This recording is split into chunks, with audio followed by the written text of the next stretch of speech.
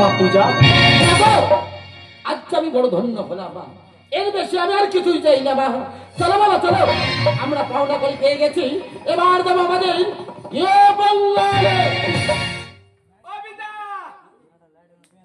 মা কি দিয়েছে? মা আমাকে সুন্দর একটি আশীর্বাদ দান করেছে। বাবু তুই বোকায় সাজে বোকায় থেকে যাবে। কেন বলো তো? ও বর নিয়ে কি হবে? আমি তোমার সঙ্গে ছিলাম, আমি কষ্ট করেছি, আমাকে পাওনা করে দিতে বলো। তোমার পাওনা করে কই তুমি? বেশ তো, আমি যেমন মায়ের কাছে চেয়ে নিয়েছি, তুমিও যাও মায়ের কাছে তুমি চেয়ে নাও। অপেক্ষা করো, আমি সোনা দানাচ্ছি। আমি হ্যাঁ দাঁড়াও। ওমা ঠাকুমা, ও ঠাকুমা, ঠাকুমা মা বলো না, ঠাকুমা মা বলো না, ঠাকুমা বলো কি চাই? এই তো বলছি মা, ফোনটা আছে কেন? মা বলছি তো। বলো। ওমা এই সামনের মাসে আমার বিবাহ। সামনের মাসে পৌষ মাস বাবা। আমি আর পরিমাণ মানছি না, বিয়ে করবো পৌষ মাসেই বিয়ে করবো। ও মা তুমি পিতার ঘরে মা, পিতা 3 বছর ঘরে তো বিবাহ দিচ্ছে না, এই পৌষ মাস আমি আর মানছি না।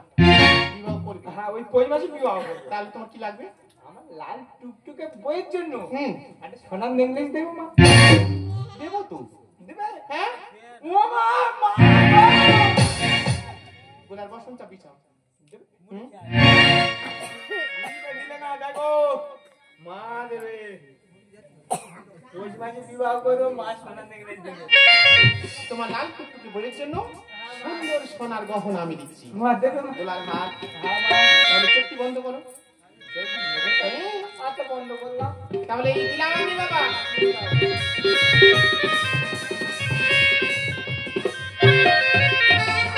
জালিশ কর্মা মা এবার তুলে নাও। দিয়ে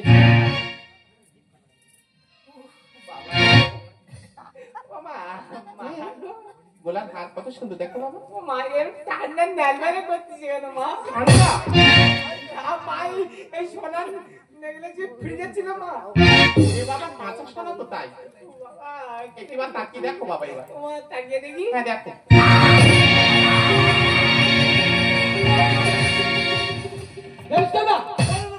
কি বলবে?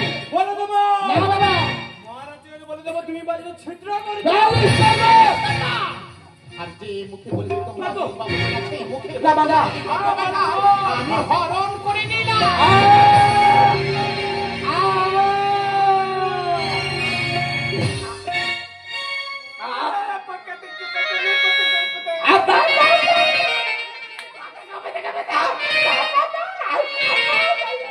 মুখের বল পাবে বাবা। শোনো বাবা, আর কন্দন করো না। তোমরা ফিরে পাবে কোন দিন জানো বাবা? জন্য আমি যে কাজ করতে বাধ্য হলাম। যেদিন হয়তো কোনো সতী নারীর স্পর্শ পাবে, সেদিন থেকে এই পৃথিবী তোমরা আবার বল ফিরে পাবে।